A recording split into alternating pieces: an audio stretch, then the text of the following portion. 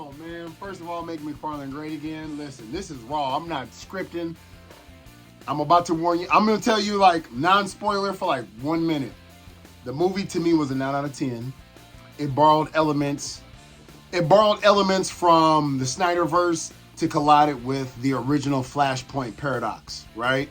So it's not heavily Flashpoint paradox, but the story-driven parts of Flashpoint push this forward, okay?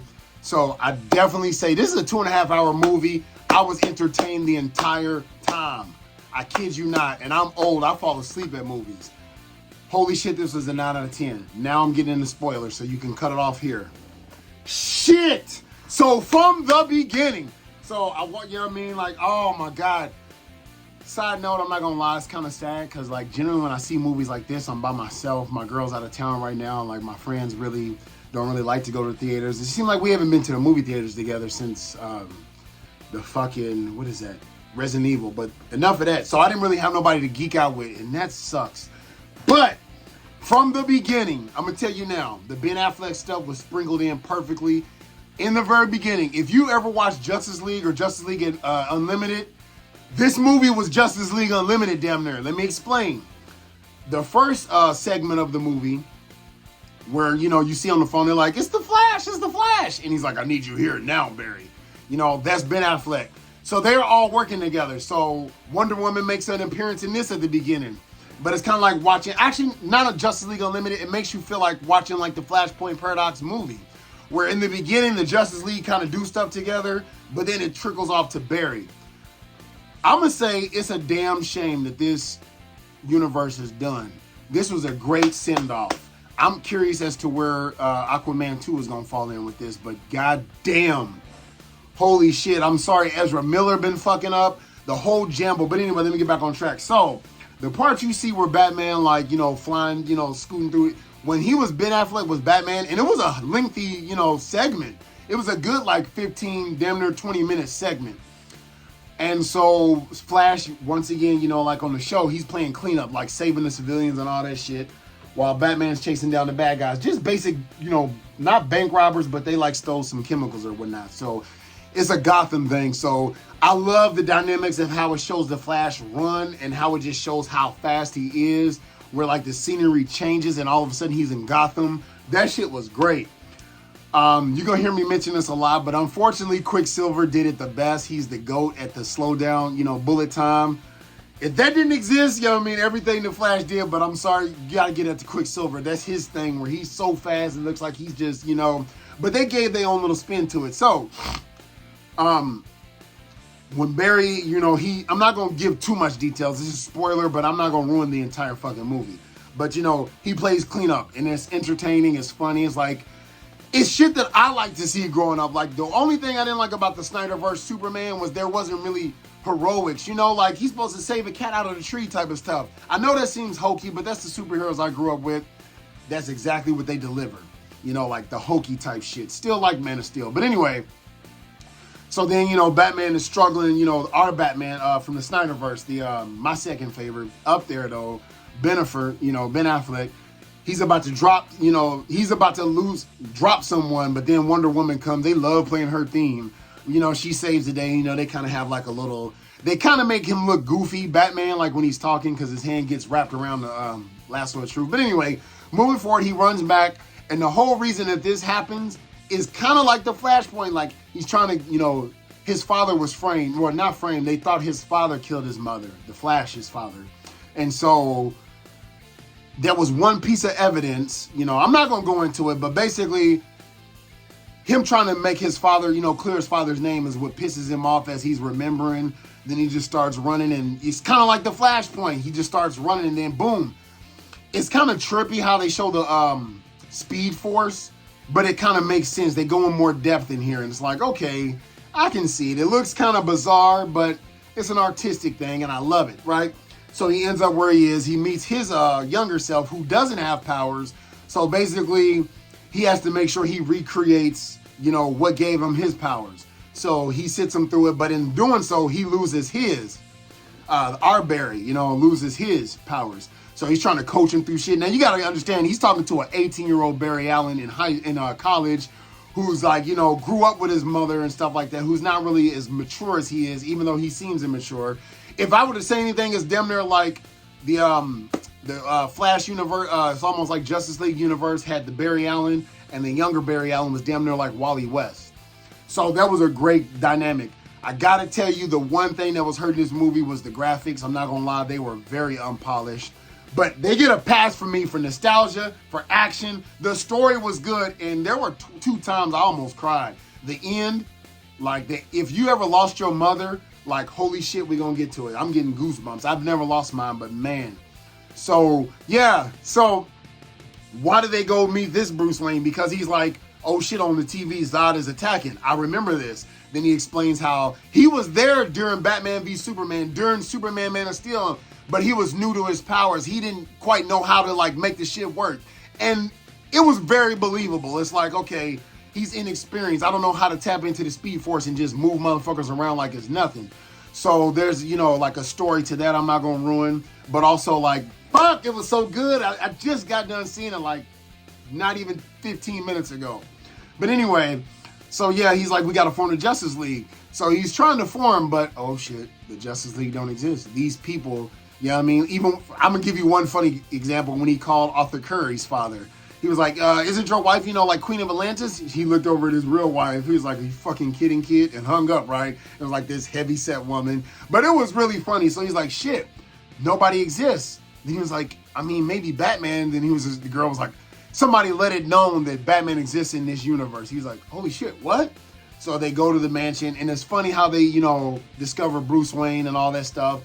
I think the pacing was great. You know, some of it was a little too hokey, but seeing Michael Keaton do Michael Keaton again, you know, kind of how he explains stuff. You know how a guy wakes up. His acting is still there. Bravo.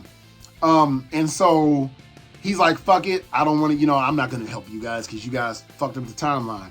So he's like, fuck it. They go into the Batcave. That's when you see the whole shit, the Batmobile. So he's using the Bat computer to try to locate Kal-El, Superman, right? Now on the Flashpoint, Kal-El did crash land, but on here, he did not. It was Kara, as you know, but there's a reason why. Fuck, it was so goddamn good. I'm trying not to ruin like every little plot point, but as he's looking, he's like, I know you're watching. And then that's when he tells him, you know, I'm sorry. You know, he was looking at a pen. I know everybody's different here, but even you had an Alfred and blah, blah, blah. And, you know, he's like constant, you know, he's pondering. Then he turns around and opens up the suits. The mute, dude, they didn't just hint. They played the fuck out of the Danny Elfman theme. Even, you remember on the first Batman when he opened up this suit, he was like, but he's out there right now. Now I've got to go to work. And like this, the chamber opened with his suit and it had the dun, dun, dun, dun. Dude, I wanted to be like, yeah, let's go. I wish I was in a room full of geeks. What I fucking hate is we're all there. We're geeks. Fucking geek out. You're not too goddamn cool. And also make McFarlane great again. Anyway, so I'm about to cheer for that part. Yeah, let's go. So, you know, he's like, I'll help you find Kal-El. So the whole time they're thinking it's Kal-El, that's when you see them fight and break into where Supergirl is. And they're like, holy shit, this ain't him. Let's go. And he's like, no, I'm going to save her. So they save her, you know, she wakes up and blah, blah, blah. And confused. Like, so she's like, you know, like they're talking to her and she's like, no, man, these are not my people. You people chained me up as soon as I crash land here and flew off to go find Zod. Because she's like, fuck Earthlings, goddammit. You motherfuckers have been torturing me since I landed on this bitch. Eat a dick. But when she got there, you know, she saw Zod attacking and shit. And her thing is, her symbol, you know, it means hope. And she's like, Kryptonians are people of prosper and hope, not war. So that's what made her go back to them like, I'll help you. I'm not going to get into like details. A lot of details happen. So Batman was like, you know what, fuck it. There's a reason he helped, you know, he ended up helping, you know, that's when he want to get nuts. So with that being said, if you've seen the Flashpoint Paradox, this Bruce Wayne helps Barry get his powers back, kind of like how Thomas Wayne did. So, you know, they kept pieces that were integral, right? And then at the end, so when I saw trailers for Supergirl in the movie, I was just like, she looks like just teen angst. I'm gonna fucking hate this chick. No, it all made sense. Now I'm about to get into super spoiler, like spoiler. So you might want to fast forward, you know what I mean? Like, I don't know how to like dissect this, but I'm about to get into a couple of rants. So she goes up to fight Zod while the other Flashes are taking on everybody else, the minions, and Batman, you know, helping. So she's like, He's like, hi, we've been looking for you. The Codex, if you remember, was in Kal-El's blood. Long story short, they intercepted him when he was a baby, killed this motherfucker, but he's not the one that had it. So they came for her. As he was explaining it, the drama started building. She was like, what did you do? And that's why in the trailer, she's like, what did you do? Yo, she went off. So her facial expressions, I see why she was angsty and shit like that. You kill she was sent to protect him, you know what I mean? So, and she ultimately failed, and this man killed her baby cousin. Oh, she went off, right? And then what happens is it draws focus right back to the Flash during that fight. That was a great fucking fight. I'm not going to go into detail. That was a lengthy ass battle, but it kept rewinding because tragedies happened during that fight that they was like, oh shit, we can go back and cause he was used to, rewinding just a day or a couple of minutes. So they just kept trying to rewind the tragedies that happened. Right. And so we got Old Bear, we got Young Bear. We're going to call him Young Blood. So Young Blood not realizing our Bear is like, holy shit, this is one of those unchangeable moments, which it was. Fucking sad. That's why it was kind of heart-wrenching. That right there was a little heart-wrenching, what was going on. And then, Young Bear, Young Blood's like, no, fuck that, we can do it. And he just stayed in the paradox, watching him keep trying. But every way the tragedy or tragedies, I've already spoiled it, but I'm not going to tell you details, kept happening. And he's like, look, we can't fix this. We got to let it happen, And that's when, there's a lot of shit I'm leaving out, like the Dark Flash. I'm not going to go into so much, but I'm getting you to the point of spoilers. And basically, he makes the ultimate sacrifice, we got to let mom die. Now, this part, if you got a lost parent, a lost mother, holy shit, that's going to make you cry. That's going to fucking make you cry. I'm choked up because I'm so sad. Whatever Ezra Miller was doing in real life, that's why I was like, fuck that. Yo, when he finally said goodbye to his mother, god damn, that was heart-wrenching. They built that up.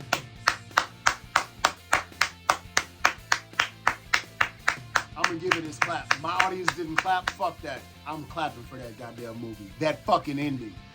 And from now on, fuck everybody who don't want to, participate. That's like when people pay to go to a fucking haunted house. Oh, I'm too cool to be scared. Why the fuck are you here? We know they're not goddamn it ghosts and goblins. Fucking unzip your machismo bullshit and have fun. And remember, make McFarlane great again. But anyway, yes, 9 out of 10. The only reason why it's not a 10 for me is 2 parts. So at the end, when they the final battle, the final showdown, the final climax, it's not like you think kind of oh, I can see where this is going. You kind of do, but it's done to where I'm like, everything they did to where if you a moviegoer or a nerd, you nah, here it is. You're like, oh, okay. Whoever fine-tuned the ending of this script, whoever fine-tuned this script, chef's kiss. It's not like The Dark Knight, but it is a popcorn, great story. Story already exists, but in cinema form. And so anyway, when the climax is happening, you start to see all the other worlds. That's where the New 52 came from. So it's so fucking awesome that they pay homage, definitely. So you start seeing the different universes, they different colors, green, purple. And then as he's looking, you kind of go into it. This is where I wanted to be yes! They start showing everybody from different universes. So yes, Superman is in this fucking movie. Not the way you want, but god damn it is he in this movie. First they show, you kind of know where it's going. You're like, oh shit. They show the Superman from the 40s, he's the Man of Steel, the black and white, they not. And then my era, you knew that silhouette.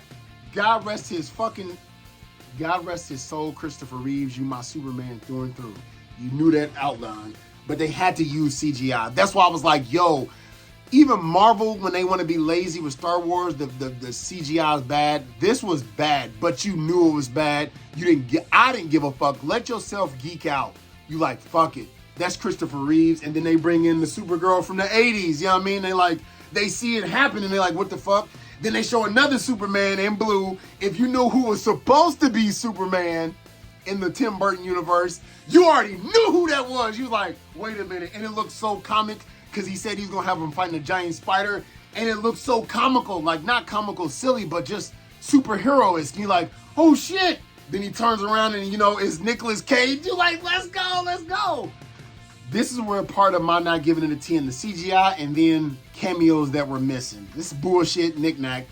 But I was hoping to see, what's his name? The guy that's playing Superman now. My brain is going to, I see him in Geralt on fucking, I will see him as the Witcher. That's how I picture him. But I was thinking, you know, but probably because of the bullshit that happened with Black Adam and stuff, he's like, fuck that, I'm done. That's why I'm like, it's a shame that this, I wish Snyder could have just kept it all and just did his fucking vision. Because like, between actors fucking up out in the real world and stuff like that, you just get these shambles. But I get it. And they didn't have the Tom Selleck. I keep saying Tom Selleck. I can't think of the name. Smallville. It would have been cool to see him. It would have been cool to see also, not Lois and Clark, God no. But to see what I thought was going to be at the end, the post-credit, I mean, like right before the credits roll, you know, he's like, Barry, I'm on my way. You know, he's back in his universe. I'm like, the limo pulls up, you know, the car pulls up and you see the feet get out. I was like, no! Spoiler. 3, 2, 1. I thought it was going to be Christian Bale. It wasn't. It was fucking George Clooney. I was like, no! At this point, they were just like letting people geek out, just jerking off, like, fuck it. You know, I appreciated that. Other cameos they showed was like the Adam West Batman and Robin like running. It just showed the different multiverses, like looking in, like, what the fuck is this tearing the fabric of time? Then it ended up beautifully. That was a good movie. If you a nerd, a DC fan, if you've only watched the Flashpoint Paradox movies and like you know, you have a rudimentary understanding, this was like a Justice League movie, but it just was missing like Green Lantern and Aquaman. But it had every other Justice Leaguer in there. Like, holy shit, or in Cyborg. Name drops, but still like, fuck, man. I can't remember the last time I was excited after seeing a fucking movie. Bravo. I'm gonna go see it again with my girl. Cause damn it, that was a good movie. So, leave your thoughts in the bottom. Like, what was your favorite part? Every part with Michael Keaton, that was great. I loved the Flash, the way he fought and stuff.